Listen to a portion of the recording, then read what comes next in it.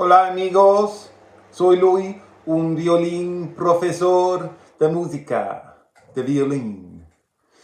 Es un muy famoso canción de Argentina, de Por una Cabeza, Carlos Gardel, un hombre muy famoso.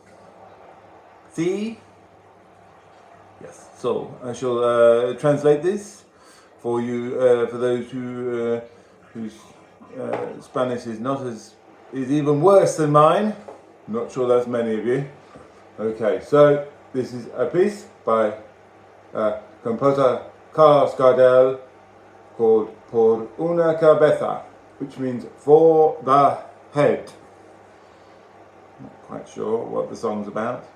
It's probably about love and probably quite emotional, melodramatic, which is one of the features of tango music. This is a really famous piece in the tango repertoire, Argentinian tango, and I'm going to go through it quite slowly. This is an arrangement for two violins, and this is the first violin part. So I'm going to play it through first. You can see I've got strips on my violin so you can follow the shifts nicely. They're quite kind of gloopy shifts, okay, which is really helpful for improving our shifting and making it nice and smooth. Okay, watch out for your thumb always staying with your hand, but soften your thumb as you're going up and loosen your thumb again as you're coming down. As you're coming up, come from here. As you're coming down, the knuckles take you back down. Okay, so Por una Cabeza by Carlos Gardel, Violin 1.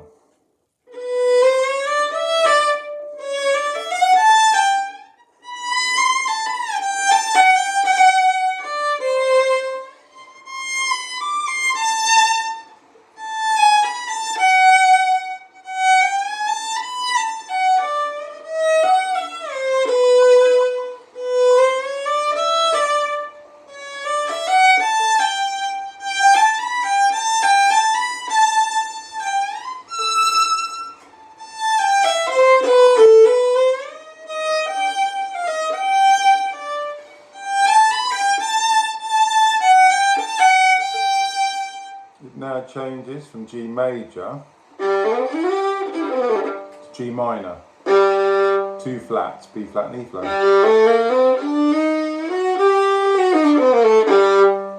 Okay, so I'm going to carry on from halfway down the page.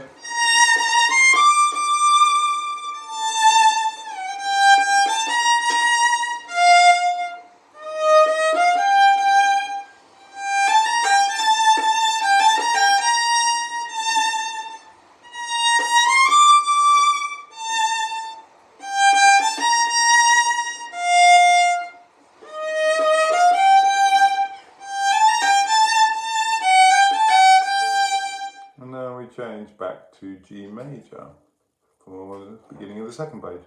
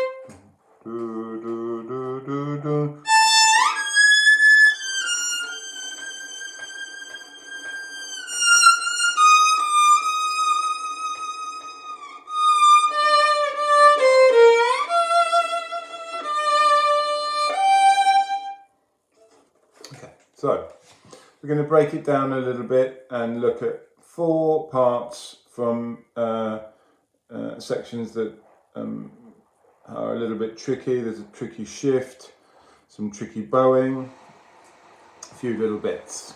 Okay, so you can watch the original version to get the vibe of the tune, and then have watch the duet video where you've got the 2 women playing the 2 parts, and the shifting is pretty much as they're doing, and the bowing should be the same as well. Okay, so we're going to start over here with this on the 3rd line, this shift here. Okay, so I'm just going to play from here so you can see how this shift works.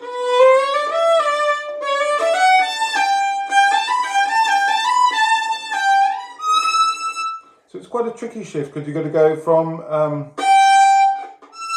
to there. So to help that, I've put a guide note. I've put on the B. So can you see that little note in brackets? Okay, so that's going to help us to arrive at our destination. So there I am. I've arrived in 4th position. Yeah, and that's going to help me get my top E with my 4th finger. Okay, I'm going to play it from here with the guide. Oh, sorry, it's an up bow. You can hear I'm kind of ghosting that note, the guide note. I'm going to play it one more time. Helps me get there, make it in tune. Top E, you can check it. Okay, so I'm going to do it now. I'm going to slide up to the guide note, but I'm not going to play it.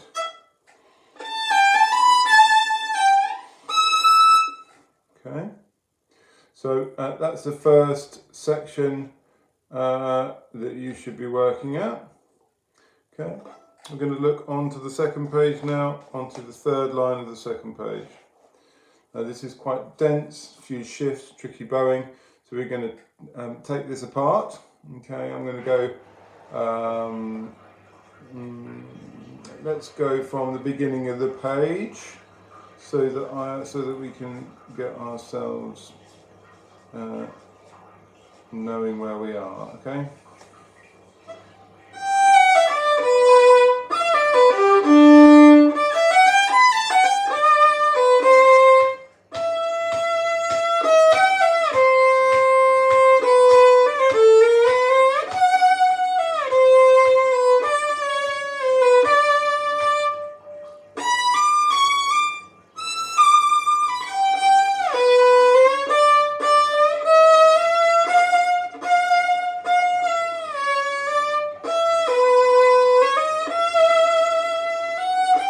Okay, so let's break this down. First of all, we go up to 3rd position here.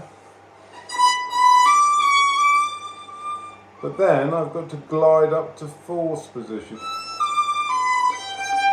You see now, da, da, da, da, I'm now in 4th position. Do, do, do, do. So I'm going to do that bit again. The important thing there was that I softened my thumb so that my hand could just bring me up. If I don't, what will happen is my thumb will stay stiff and my hand will move, but it won't. But I'll stay in 3rd position. My thumb will stay in 3rd position. Okay.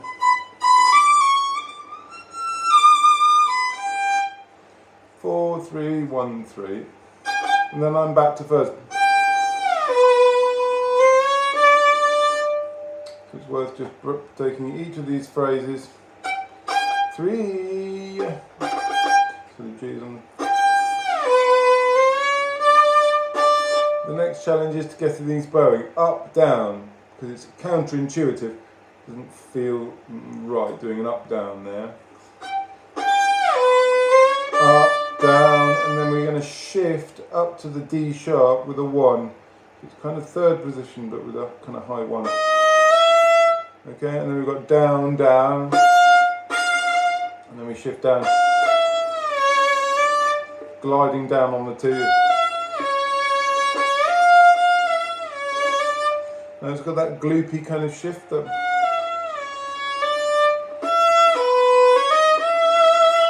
just going to write in a fourth finger just in case you're using an E. You really need to use a fourth finger there. So there.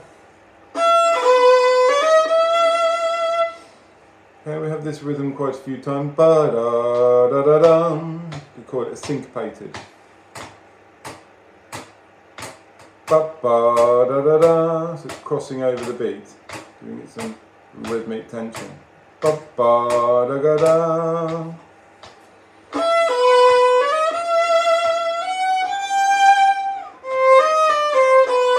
Okay, so let's try and get that whole section. So we're going to try and get this fourth position bit. Nice gloopy shift down, up, down, and then a shift, back down. Try and fit it all together.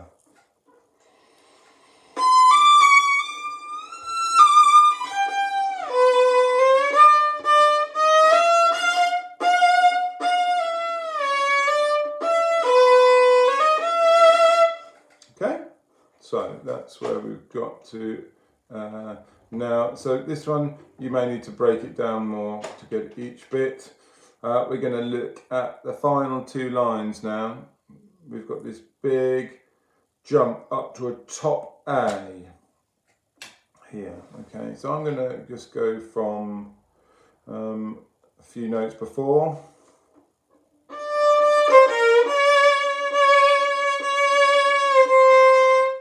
Okay, and then we go third position. Now there's no guide here. You just need to practice shifting from an octave jump.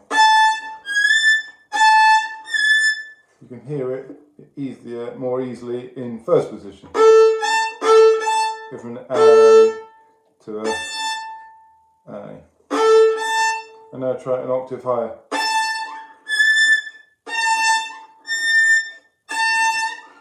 So it's muscle memory, trying to just remember where you go. Now my thumb is coming from behind and it's going sliding up to here to support my fourth finger. Okay, I'll do it one more time. Just watch how my thumb, see if you can see how my thumb, the movement my thumb makes.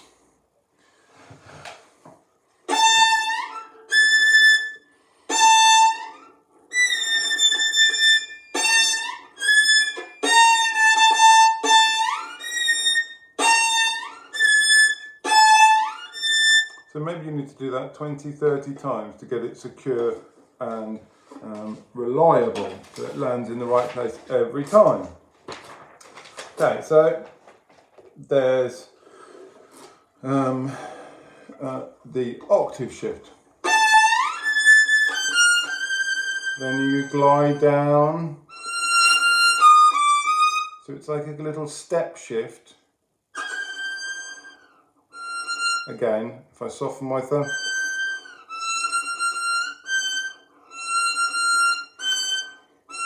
And my knuckles kind of lead the shift. If my thumb's soft, it'll work. Now I'm going to go from a 2 to a 4, here's the note below. 2, instead of doing 2, 1, I'm going to go 2, 4. Again, my knuckles lead, my thumb's soft. So and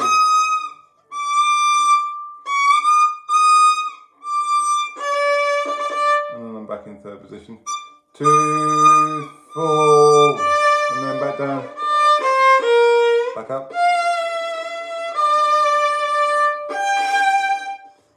Finished. Okay, so just to recap, this very smooth, flowing shifting we're aiming for, trying to keep this thumb really relaxed.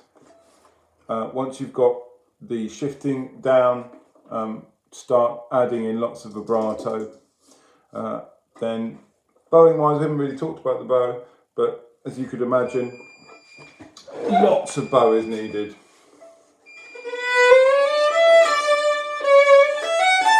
Look how much bow I'm using. I'm really flowing through, and I'm making sure that my wrist is really picking up and my fingers are being nice and flexible.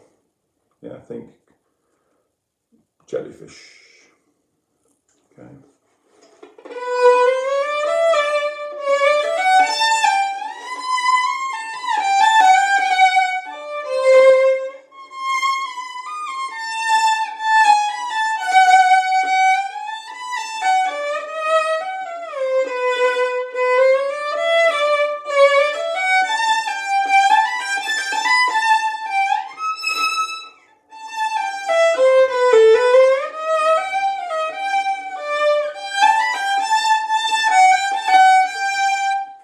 Okay, so take it slowly. Use the videos, the other videos, to help you to